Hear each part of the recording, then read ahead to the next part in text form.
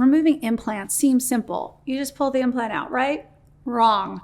Part of what happens when you've had an implant over time is you thin the area where the implant is, and then the area around it gets thicker. So you have almost like a donut-like deformity where you pull the implant out and the edges are thicker and the inside is thinner.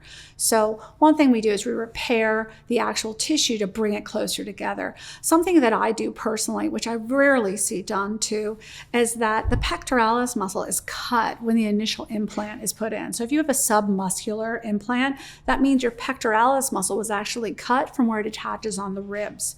If you don't fix this, when you flex, your muscles will move. This is called a pec flex deformity. It doesn't look good. You might actually have it with the implant in, and when the implant comes out, it gets worse because the muscle's loose and freer to move.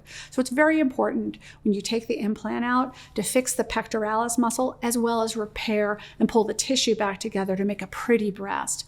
Fat grafting can also be added to give more volume and a lift if there's truly stretched out and sagging skin.